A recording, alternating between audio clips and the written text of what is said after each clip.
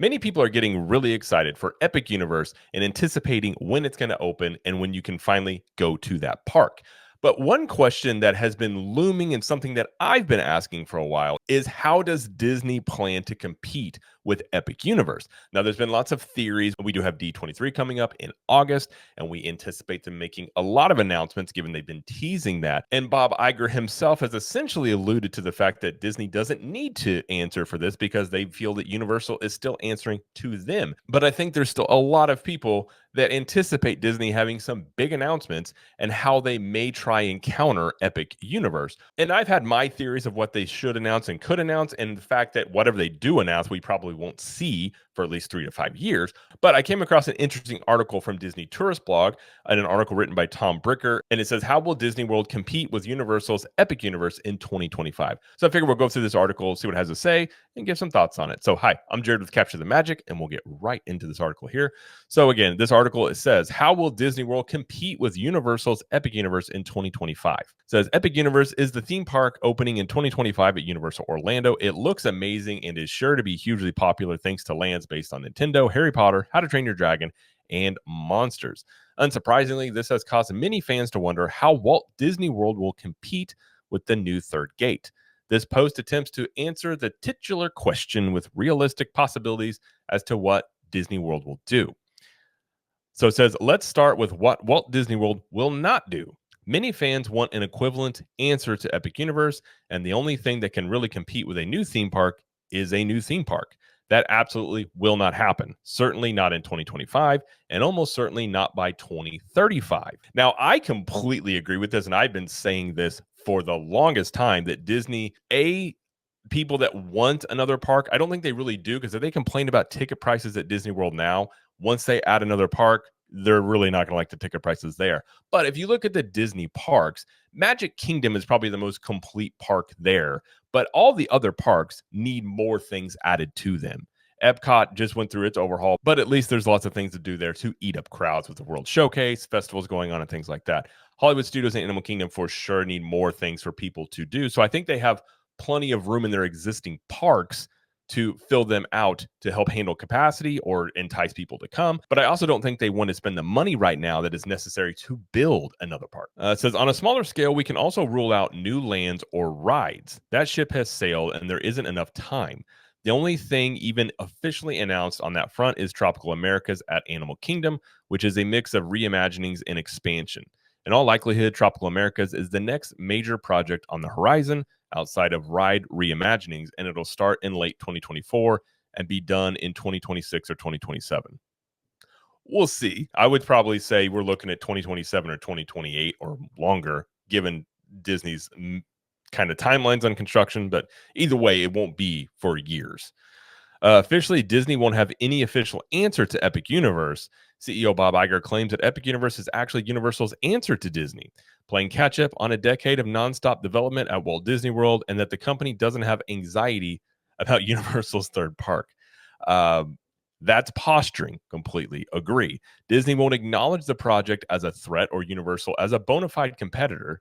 Disney has likely concluded that the only way to win is to not play the game at all, to fall back on the quote, the rising tide lifts all boats mantra that they used back when the Wizarding World of Harry Potter opened, and Walt Disney World had no immediate answer to that.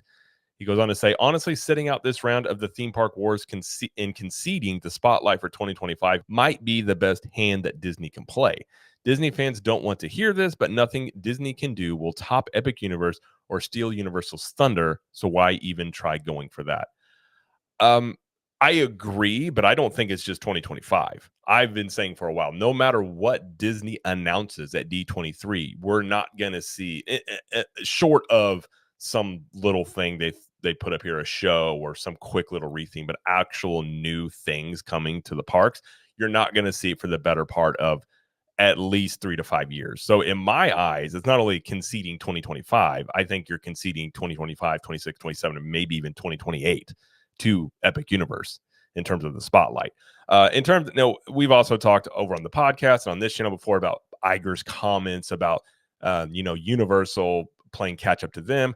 It also just doesn't line up with the facts when you look at, Wizarding World when it was announced, and then you look at when Pandora was announced, and then you look at Diagon Alley opening up, and then you look at Toy Story Land and Galaxy's Edge opening up. Like, these were answers for what Universal was doing. So Disney has added things, but I think to claim they've been doing it just on their own is just simply not true. I think they've clearly been trying to answer for things that Universal has been doing, but like they said in the article, he just doesn't want to admit that. Goes on to say, hence Iger's answer. Beyond that, what else is he going to say? That behind closed doors, Disney's C suite is deeply concerned about Universal's gaining market share, losing attendance, and more importantly, hotel occupancy.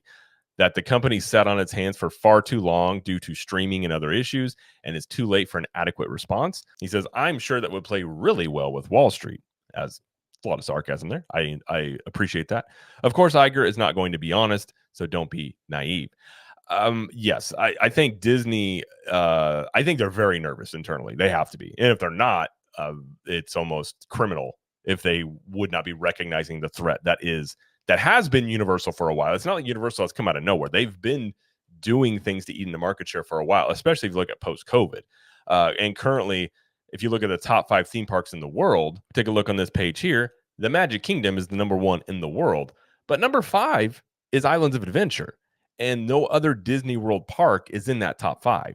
So you have Islands of Adventure, and then you do have Hollywood Studios, but Universal Studios is right there at 7, and the other Disney parks, Epcot number 9, Animal Kingdom number 11. So, obviously Universal is a threat to Disney, given that the 2 top 5 theme parks in the world, one is Disney, but the other one is Islands of Adventure. And to be fair, Disney does have Disneyland and Tokyo Disneyland, but Universal also has Japan in there as well. So the top 5 are made up of just Disney and Universal. But he says this brings us to the good news. Unofficially, Walt Disney World will do something as an attempt at counter programming to Epic Universe. Obviously, not on the same scale. It cannot conceivably be a new theme park, land, or even ride in 2025. But there are nevertheless things that could be done to peel days or even hotel stays away from Universal when visitors come to Orlando for Epic Universe. This is the list of realistic, smaller scale ways that Disney World can be competitive in 2025, even if they're not on the same level as Epic Universe. It goes on to say drones. I refuse to believe Disney dreams that Soar is the end game for drone displays at Walt Disney World. There's no way that the company has spent all that money developing nighttime entertainment for a show at Disney Springs. I agree with that. I've said for a while, I feel like this show is going to end up at Animal Kingdom, because Animal Kingdom definitely needs some sort of nighttime show and things to get more people in Animal Kingdom, as they're the lowest attended Disney park. Now, whether or not that would be something that would be a needle mover in terms of getting people to come over to Disney World, either, I don't think you're going to say in place of Epic Universe, but let's say in place of more time at Universal. Maybe if it's grouped together with other things, maybe. But even then, I don't think drones alone or a nighttime show is really going to do that. It goes on to say, summer celebration. My hope is that Walt Disney World pulls out the whole summer night-tastic playbook to compete with Epic Universe. Make it a summer of spectaculars with a variety of new and returning entertainment. For those unfamiliar with Summer's Night-tastic, it was a special event held in summer of 2010. It was essentially Walt Disney World's answer to the Wizarding World of Harry Potter. During Summer Night-tastic, Main Street Electrical Parade came to Magic Kingdom from DCA. Magic, music, and mayhem fireworks returned to the skies over Cinderella's castle, and minor entertainment was added. Rides received enhancements. It was all a really fun event, and although it didn't even come close to stealing Universal's thunder, it gave a Walt Disney World a marketable draw that attracted tourists. It was as much a success as it possibly could have been expected given the circumstances. That's something they probably, I wouldn't be surprised if they completely do, because they've done it before. That's something that they probably will do, would be my guess. So I completely agree with that. And he goes on to say some other entertainment they can have. Speaking of additional entertainment, here's a list of what's still missing from Walt Disney World: Star Wars, A Galactic Spectacular, Once Upon a Time, Rivers of Light, Citizens of Hollywood, Jedi Training Academy, Voyage of the Little Mermaid. This is returning late in 2024. Citizens of Main Street Trolley Show, and Pandora Rangers and Drummers.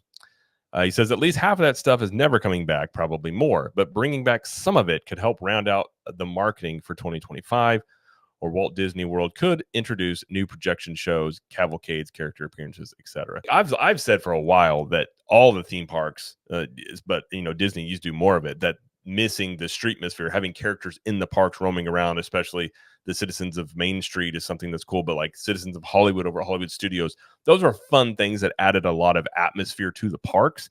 Now, I don't think this is going to be anything that's going to take away from Epic Universe's thunder, but again, you do a lot of these little things, which Disney World's success ultimately was built upon doing a lot of little things very, very well, and obviously doing the big things well also. But doing things like this, I think, would help bring back at least the feeling of Disney giving more attention to the details like they used to. He says here, Star Wars Galaxy's Edge soft reboot. I have had many issues ever since of Galaxy's Edge. I won't turn that into this video, but Galaxy's Edge, in my opinion, is a very lackluster land. I'll just put it that way. Imagineering has released a number of little teases that seem to suggest that they have a big picture plan to do a soft reboot and relaunch of Star Wars Galaxy's Edge. There are a number of reasons for this, from Galactic Star Cruiser closing to the strength of Avengers Campus being evident to R&D tests in the parks. Speaking of Star Cruiser, there have been more and more rumblings revolving around a future dinner show. All of the recent chatter we've heard suggests that Disney World is actively exploring ideas for a Star Wars dinner show and maybe more. Again, this would be something that was originally intended for Star Wars Galaxy's Edge at both Walt Disney World and Disneyland, and the space was set aside for it. With the benefit of zero inside knowledge, our bet is a dinner show held inside Star Cruiser that departs from Galaxy's Edge is launched at some point at Disney World. Should that go well, we'd expect construction to begin on a proper venue inside of Galaxy's Edge for a dinner show to open in 2025 or 2026 in both Disneyland and Hollywood Studios. Says it's not difficult to envision a soft reboot of Star Wars Galaxy's Edge to launch the land to exciting new time periods and places, breaking the sacred timeline of how they basically said Galaxy's Edge is only the sequel trilogy, essentially, and using the setting of the land as a jumping off point for new adventures.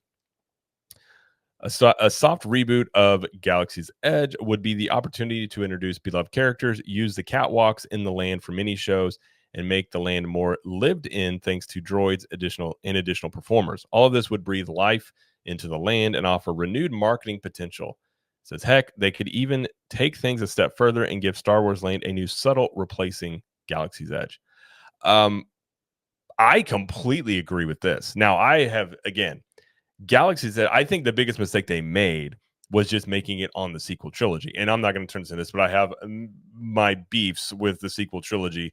I think cutting off prequel fans and original trilogy fans was a giant mistake in building a themed land after Star Wars. And just look what they did at Universal with the Wizarding World. There's no set specific timeline there. They just took scenes from the movies and the books that you loved and recreated them in the parks with characters that you love. And that's really all people want at the end of the day. I've never thought it was a good idea how Disney does this, where you have a story in the movies or shows and they extend it, or they tell the extended version of that story into the parks.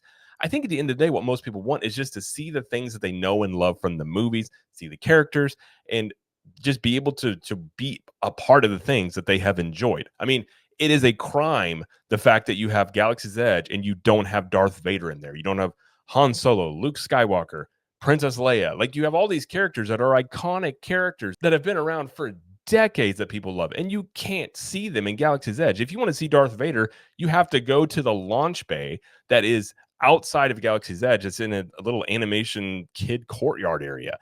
I just think it's a giant missed opportunity, and I completely agree with this. If they were to do that, I think it would be, I'm not saying it's an answer at all for Epic Universe, and I agree with him there, but I think it would be something that would definitely help them if they actually had a Star Wars land that incorporated all of Star Wars. You could have Anakin, prequel stuff. Like, it would be something I think a lot of people would enjoy, and something they should have done from the start, except for Kathleen Kennedy decided it needed to be just the sequel trilogy only. But again, that is an entire other topic for another video, I'm sure. He goes on to say, the return of Disney's Magical Express. I completely agree. I plan on doing another video on this, but I have said this for the longest time. I think this is one of the major things that they messed up in the past 5 to 10 years, especially since COVID, is getting rid of the Magical Express. I think that's been a giant mistake.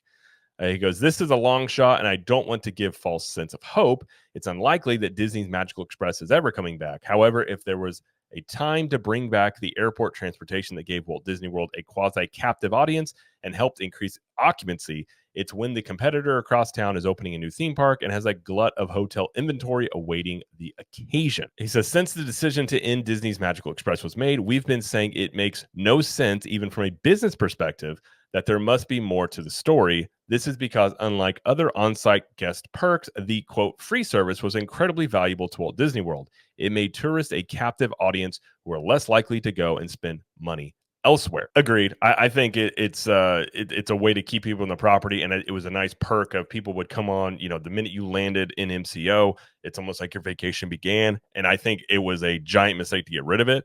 And I think it actually gave Disney a competitive advantage. Now, the thing that I would say at this point, if Disney did bring this back, which I don't really think that they're going to, but I think they should, is the fact that Universal now is going to have the Brightline station over in your Epic Universe. So in a way, they kind of have their own version of Magical Express that would now compete with Disney for where Disney didn't used to have any competition on this level. He also says Cinderella Castle Dreamlights. Now, my wife would love this. She loves the Dreamlights. A lot of people do. If you're not aware of this is when they would cover Cinderella's castle in lights and they would ice the castle and it's just covered in all these lights. They're probably never going to do it because now they just use projection technology onto the castle. But it was a really cool effect at Christmas time. But I agree with this. They should do this. But a lot of this stuff in here is as well, I think are good ideas. And I agree with they should do it, but they probably won't. He also mentions Test Track 3.0. I don't think this is going to be enough. I mean, again, it's a reimagined ride. It's a theme over ride. I don't know. I don't think these types of rides have that much marketability given this is the third time Test Track has been redone. So, but it could, again, it is something for people to do. It could be a draw as part of a bigger, a bunch of little things make it a bigger picture to maybe try and compete with Epic Universe, but we'll have to wait and see on that. It brings up the Taylor Swift card here, but I don't really see, and a lot of this article is just, I think him just having ideas, which I do appreciate. And I guess they could make that work. I don't know how you would make this work in the theme parks with Taylor Swift unless you got her to do a show. I mean, they used to have a Michael Jackson show over in Epcot.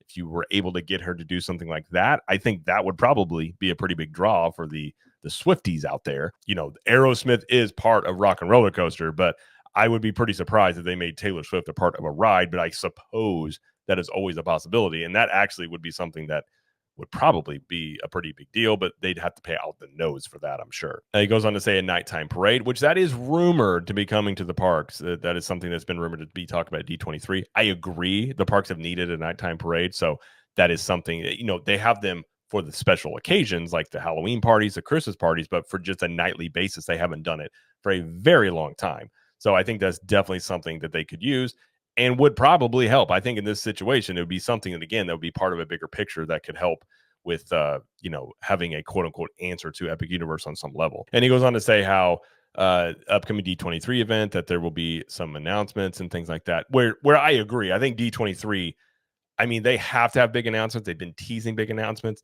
in terms of, and I've been saying for a while, no matter what they do announce, you're not going to see it for 3 to 5 years at least, if not more.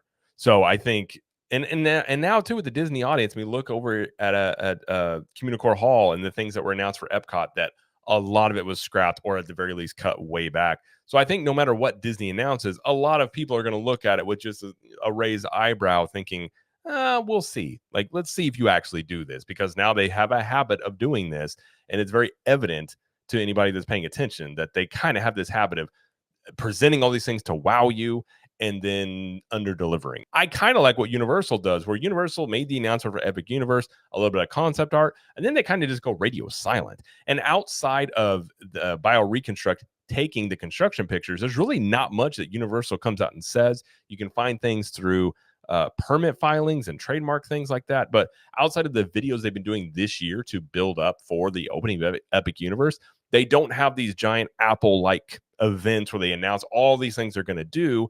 And because, they could do that, but I think Universal would just rather show you a little bit and over deliver, versus Disney's in this really bad habit lately of over promising, having these big wow factors at D23 to impress the crowd, and then under delivering because, oh, that's, we got a little ahead of ourselves. We can't afford that. We're not going to do that. Things like that. He goes, regardless, none of this is coming to fruition until 2027 or later. It won't actually be an answer to Epic Universe, even if it does reassure fans.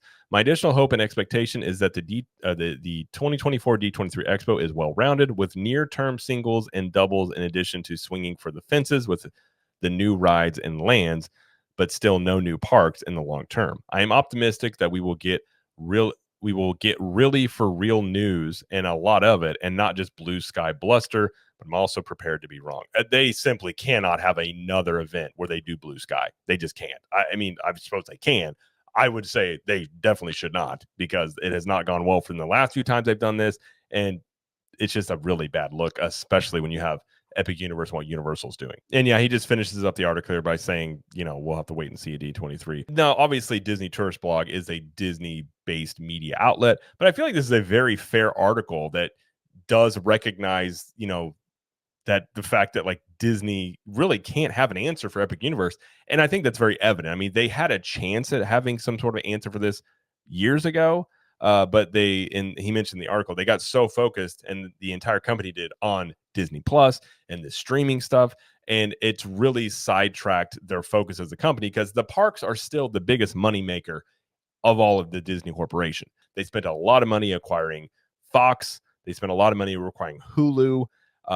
And that's probably going to end up costing them even more money, because that's going into arbitration. So I don't think they're in a place financially with the company to spend a ton of money in the parks in terms of answering for Epic Universe, like a brand new theme park. They're better off going with a lot of the existing things in this article. So I agree with a lot of things that he said here about, instead of swinging for the fences, you're not going to do anything really to take the limelight away from Epic Universe in 2025, and in my opinion 26, 27, 2028 as well. But you could do a lot of easy things that the Disney fans would like, that could help keep them happy. And people might look at it and say, oh, which is kind of funny, because it used to be the case, you went on a Disney World vacation and then you maybe spent a day or two over at Universal Studios.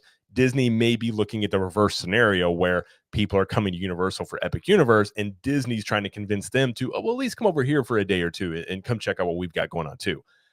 That's not the place Disney wants to be. So we're going to see what they do announce at D23. All in all, I think it was a pretty fair article. I agree with a lot of it, but we'll have to wait and see what Disney does. But I think it's safe to say that Disney really doesn't have an answer for Epic Universe. They can posture all they want and say that they don't have to, but I do think internally they are probably worried and looking at the opening Epic Universe very closely to see how it's going to affect their market share and probably the coming years in their attendance as well. But that's going to do it for this video. If you like this video, please like it, subscribe to the channel, as we do lots of Epic Universe, Universal Studios, Disney World, and pop culture news. And let us know in the comments, do you agree with what was said in this article? Do you think Disney has any way of even coming close to countering Epic Universe in 2025? And until next time, we will see you in the parks.